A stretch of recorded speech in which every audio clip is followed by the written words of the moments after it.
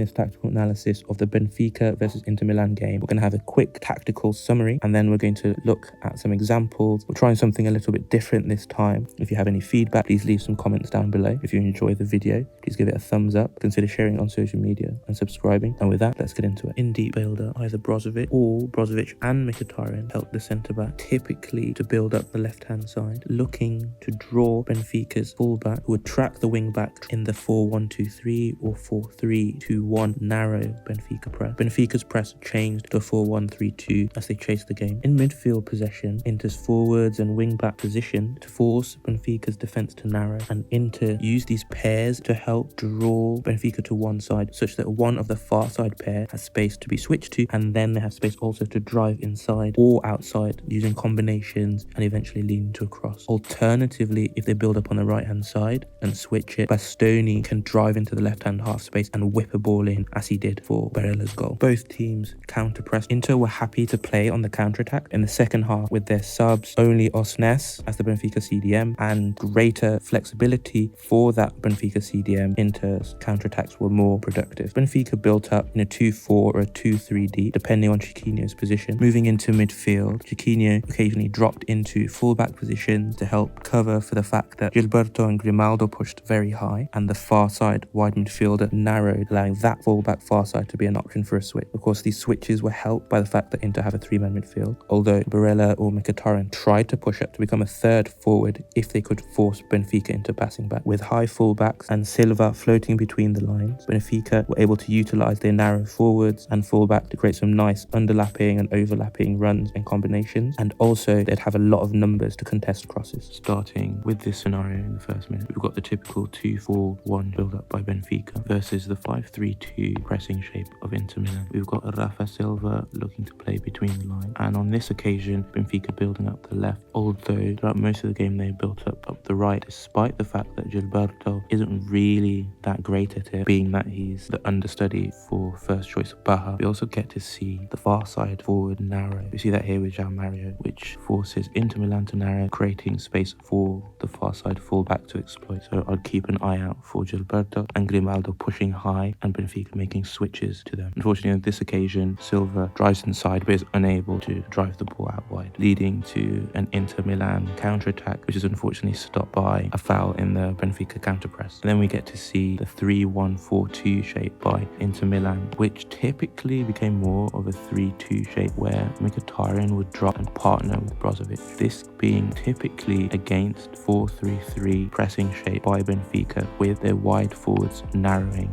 to try and put pressure on the Inter Milan centre-back, and with the near side of the fullbacks looking to try and put pressure on the Inter Milan wing-backs when they drop. So we see Inter Milan getting Onana involved in deep build-up and the wing-back dropping with the fullback tracking, which creates space for the near-sided forward Martinez or Dzeko to work. Note also the man marking here by the centre midfielders. A similar thing is done by Inter Milan when they're able to force Benfica into passing back as well. So we see Martinez, near-sided forward, dropping, looking to try and link with DeMarco to exploit the space left by Gilberto. Unfortunately, this is defended and Inter is able to force Benfica into retreating to their goalkeeper. And we get to see the 5-3-2/5-2-3 that Inter Milan play, where either Barella or Mkhitaryan will push up to become that third forward, as Barella is doing here, looking to put pressure on what is typically a 2-3 or a 2-4 deep build-up, or occasionally a 3-1 with Chiquinho, the centre midfielder, actually dropping into more of a left centre-back or left-back role. With the positioning of the two centre midfielders, it allows the fullback or Benfica to be able to push higher up the pitch and create those opportunities for switches. Of course,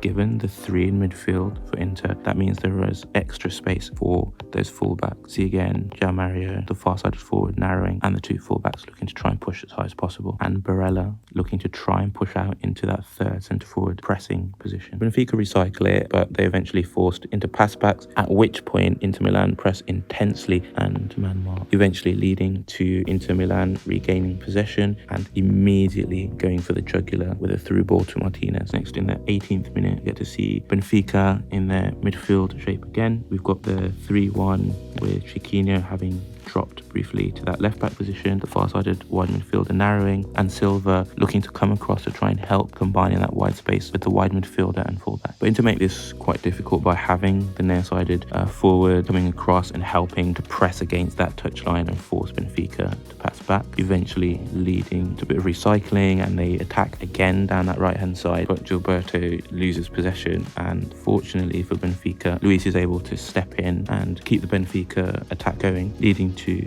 Mario driving up this right-hand side. And then on this occasion, we actually have Ramos, the centre forward, coming across to try and help with combinations to overload this right space rather than Rafa Silva. But again, look how narrow the left winger, Alsnes, has come, and how Dumfries is essentially left to mark space, and Grimaldo is looking to try and sneak his way up the pitch into a position to be able to attack across. Against such a narrow Inter Milan defensive shape, Benfica retreat back to their centre-back and switch possession towards Grimaldo. And with a nice bit of play on this left-hand side, Benfica then look to again take advantage of the fact that Inter have scrambled across this right-hand side to then switch the ball back again to the right-hand side to take advantage of all the space that Gilberto is in. But unfortunately, it breaks down because Gilberto loses track of the ball off his touch. I think looking at that scenario did make me wonder whether Benfica were just unlucky, given Inter were awarded a relatively soft penalty. You had quite profligate shooting by Grimaldo, for example, his poor shot / touch in the 56th minute from Mario's driven cross, as well as Silva's finishing.